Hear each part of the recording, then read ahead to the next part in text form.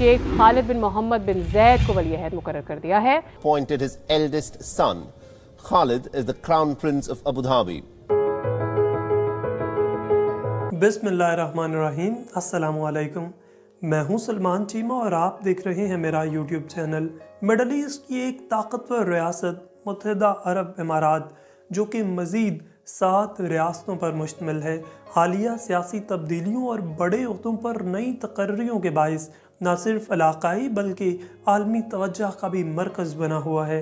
इमारात में चूँकि बादशाहत का निज़ाम है और बादशाहत में उसूल है कि बाप के बाद इक़्तिदार सबसे पहले बड़े बेटे, फिर उससे छोटे भाई, फिर उससे छोटे भाई और भाइयों के बाद उनकी औलादों में मुंतकिल होता है।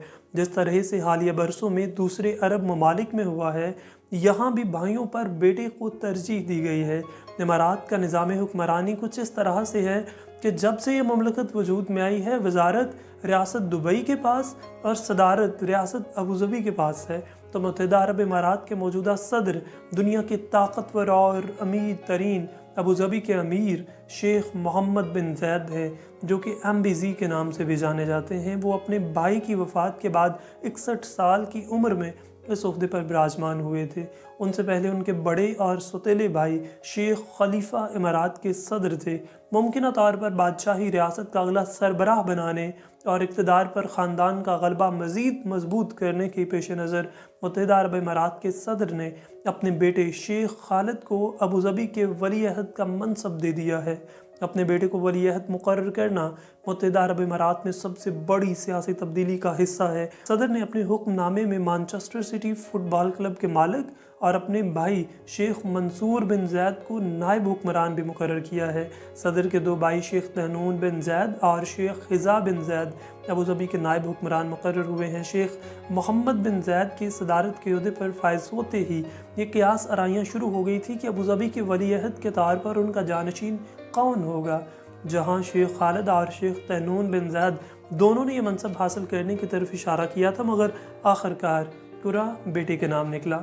2 दहाइयाँ कबल तक अरब दुनिया के ताकतवर तरीन ममालिक मिस्र और इराक़ समझे जाते थे, मगर हालिया बरसों में मुत्तहिदा अरब इमारात मशरक़ वस्ता में अहम ताकत के तौर पर सामने आया है, जो कि अमरीका, रूस, चीन का भी इत्तेहादी है। इसलिए नई क़यादत का ऐलान मशरक़ व मग़रब में तवज्जो का मरकज़ बना हुआ है। शेख खालिद की तैनाती का दीगर खलीजी रियासतों बिलखुसूस सऊदी अरब और कतर ने भी खैर मकदम किया है, जबकि मुत्तहिदा अरब इमारात की दीगर 6 रियासतों के सरबराहान ने भी इस कदम को सराहा है। वज़ीर-ए-आज़म पाकिस्तान जनाब शहबाज शरीफ ने भी शेख खालिद और शेख मंसूर को मुबारकबाद पेश की है। वज़ीर-ए-आज़म शहबाज शरीफ ने अपने पैगाम में कहा कि दुआ है ये नया बाब मुत्तहिदा अरब इमारात और इसके अवाम के लिए कामयाबी और खुशहाली से भर जाए। एक ब्रदर इस्लामी मुल्क के तौर पर पाकिस्तान मजबूत शराकतदारी को जारी रखने और अपने लोगों को खित्ते के रोशन मुस्तकबिल के लिए मिलकर काम करने का मुंतज़िर है। तबसरा निगारों के मुताबिक इन तब्दीलियों के सिलसिले में सदर के करीबी ख़ानदान के दरमियान ताकत और बढ़ गई है। ये इक़दाम मतवक्को था और ये इक़दाम खलीज में एक नए शाही मॉडल की बुनियाद डाल रहा है और मज़ीद इस्तेहकाम और हमवार जानशीनी फराहम करता है। नए वली अहद शेख खालिद अबूज़बी एग्जीक्यूटिव काउंसिल के रुकन और अबूज़बी एग्जीक्यूटिव ऑफिस के चेयरमैन के तौर पर अपनी खिदमात सर अंजाम दे चुके हैं और रियासती तेल कंपनी के बोर्ड पर भी फाइज थे। शेख खालिद नौजवानों और माहौलियाती मंसूबों के साथ साथ खेलों को फ़रोग देने और NBA बास्केटबॉल गेम्स को अबूज़बी में लाने में सरगर्म रहे हैं। उन्होंने इमारात के बहुत बड़े हालिया तरक्याती मंसूबों की निगरानी भी की है। Sheikh Khalid अबूज़बी national oil company के एग्जीक्यूटिव कमेटी और एडवांस्ड टेक्नोलॉजी रिसर्च काउंसिल समेत मुतअद्दिद बोर्ड्स के चेयरमैन हैं। शादीशुदा हैं और उनका एक बेटा और 2 बेटियां हैं। शेख खालिद पहले ही बैरूनी दौरों पर अपने वालिद की नुमाइंदगी कर चुके हैं, जो कि उनको सरबराह बनाने की तैयारी का हिस्सा था। जहां उनके वालिद अभी सदारत के मनसब पर नए ही हैं, इसलिए शेख खालिद को भी सीखने के लिए अभी बहुत वक्त है। शेख खालिद को इस मनसब के लिए पहले से ही तैयार किया जा रहा था। हर वो शख्स जिसने उन्हें करीब से देखा वो जानता है कि इस मनसब के लिए वो मौजू हैं। लोगों के साथ बहुत अच्छे से पेश आता है, घुल मिल जाता है, जो कि मुस्तकबिल के लीडर के लिए बहुत अहम है। ولی عہد کے طور پر شیخ خالد کی تقرری سے ابوظبی میں اقتدار کی مرکزیت کو مزید تقویت ملی ہے، جس کے پاس سن 1971 میں متحدہ عرب امارات کے قیام کے بعد سے ہی ملک کی صدارت ہے۔ جانشینی کے لیے یہ فیصلہ بھائیوں کی نسبت بیٹوں کی طرف غالب رجحان کی بھی عکاسی کرتا ہے۔ شیخ محمد نے اپنے ممتاز بھائیوں کو نئے عہدوں پر مقرر کر کے طاقت کے اشتراک میں کچھ توازن قائم کرنے کی کوشش کی ہے، تاہم اسے صرف ابوظبی کے النہیان قبیلے کے اندر ہی محدود رکھا گیا ہے۔ وہی خاندان ہے جو آج تک حکومت کر رہا ہے، مگر 50 سال پہلے تک جو جزیرہ نما عرب کے صحرا میں قبائلی شاہی ریاستوں کا گروپ تھا، تو متحدہ عرب امارات مکمل طور پر بدل چکا ہے۔ تقریباً نصف صدی کے دوران جہاں زیادہ تر کھلے بازار اور خیمہ نما مکانات تھے، وہاں فلک بوس عمارتیں، عمدہ شاہراہیں دکھائی دیتی ہیں۔ جہاں کبھی کھجور کاشت کی جاتی تھی، موتیوں کو سمندر سے تلاش کیا جاتا ہے اور زندگی گزارنے کے لیے اونٹوں کی نسلیں پالی جاتی تھی، وہاں اب جزیرہ نما میں آرٹ کا سب سے بڑا عجائب گھر اور دنیا کی بڑی یونیورسٹیوں کی شاہیں کھل چکی ہیں۔ آج وہاں دنیا کی سب سے اونچی عمارت، 7 سٹار ہوٹل، دنیا کے سب سے بڑے شاپنگ سینٹرز موجود ہیں۔ دنیا کے ان چند ممالک میں شامل ہیں جنہوں نے خلا میں اپنے مشن بھیجے ہیں۔ ساتھ ہی وہ پہلا ملک ہے جہاں دفاتر میں 4.5 دن کام کیا جاتا ہے۔ البتہ مزدوروں کے لیے اوقات کار مختلف ہیں۔ عرب ممالک کے درمیان اپنے تیل کے کنووں کی بدولت جدت اور ٹیکنالوجی کی مضبوط ہم آہنگی والا ملک ہے۔ متحدہ عرب امارات مشرق اور مغرب کے درمیان ایک گیٹ وے یعنی دروازہ بن گیا ہے۔ نصف صدی سے بھی کم عرصے میں اس علاقے میں رونما ہونے والی اس تبدیلیوں کے پس پشت مشرق وسطیٰ کے ماہرین جن کی طرف اشارہ کرنے میں کوئی ہچکچاہٹ محسوس نہیں کرتے، وہ شیخ خلیفہ بن زید بن سلطان النہیان ہے۔ دنیا کا امیر ترین شخص سمجھے جانے والے ابوظبی کے امیر اور حکمران شیخ خلیفہ بن زید بن سلطان النہیان متحدہ عرب امارات کے دوسرے صدر اور متنازع شخصیت بھی رہے ہیں، جنہوں نے علاقائی ترقی کے زور پر اپنے ملک کو دنیا کے نقشے پر پہچان دلائی ہے۔ سن 2014 میں انہیں فارج کا حملہ ہوا تھا، اس کے بعد انہوں نے حکومت میں معمول کے کام کاج کرنا چھوڑ دیے تھے، لیکن ان کی موجودگی آج بھی ہر طرف دکھائی دے رہی ہے۔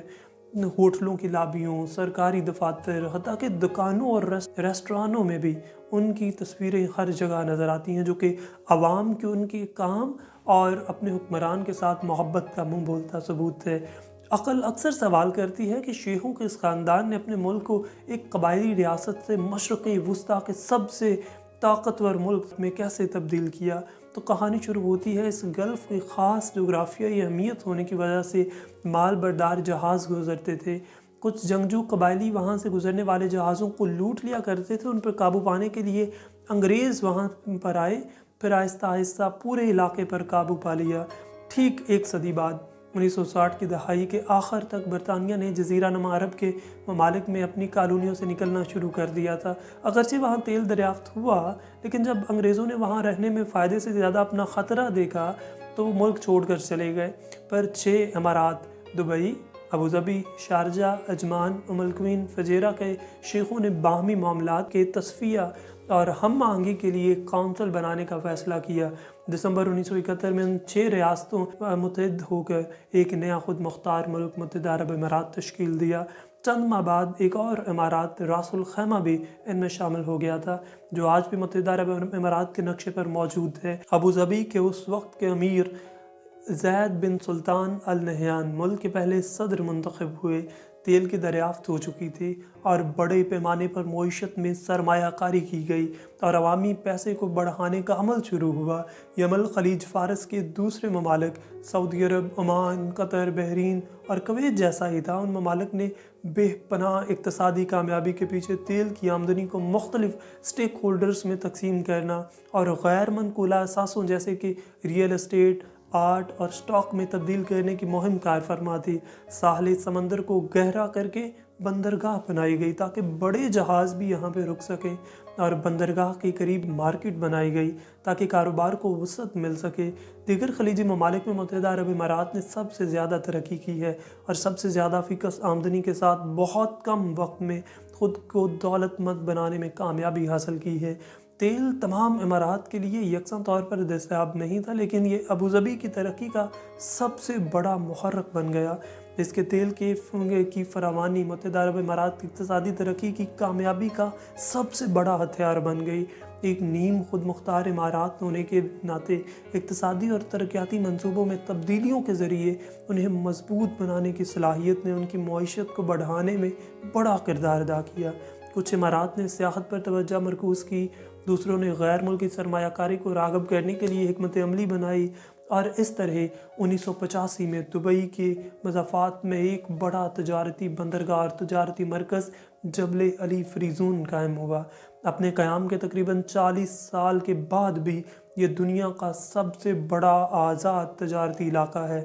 آج یہ کئی گنا بڑا ہو گیا ہے۔ یہ مشرق وسطیٰ کی سب سے بڑی بندرگاہ ہے۔ یہ مسلسل 24 سالوں سے مشرق وسطیٰ کی بہترین بندرگاہ بھی ہے۔ پانی، فضا اور زمین سے جڑی یہ بندرگاہ آج متحدہ عرب امارات کی معیشت میں کلیدی کردار ادا کر رہی ہے۔ ٹیکس میں چھوٹ، کسٹم ڈیوٹی کے فوائد کے ساتھ غیر ملکی مالکان کے لیے سرمایہ کاری میں آسانی موجود ہے۔ یہ امارات کے بانی زید بن سلطان ال نہیان کا ویژن تھا، جس نے ان کے ملک کو 20ویں صدی کے آخر تک دنیا کے نقشے پر نمایاں مقام دلانے کے قابل بنایا۔ متحدہ عرب امارات کے دوسرے صدر کے سامنے سب سے بڑا چیلنج یہ تھا کہ سن 2008 میں دبئی میں آنے والے مالیاتی بحران سے کیسے نپٹا جائے۔ امارات میں اربوں ڈالر کے بیل آؤٹ فنڈز ڈالے گئے، جس کی وجہ سے دنیا کے سب سے اونچے ٹاور برج دبئی کی تعمیر شروع ہوئی، جسے جنوری 2010 میں اس کے سرکاری افتتاح کے موقع پر برج خلیفہ کا نام دیا گیا۔ بیرون ملک اپنی تصویر کو بہتر پیش کرنے کے لیے اسے استعمال کیا گیا۔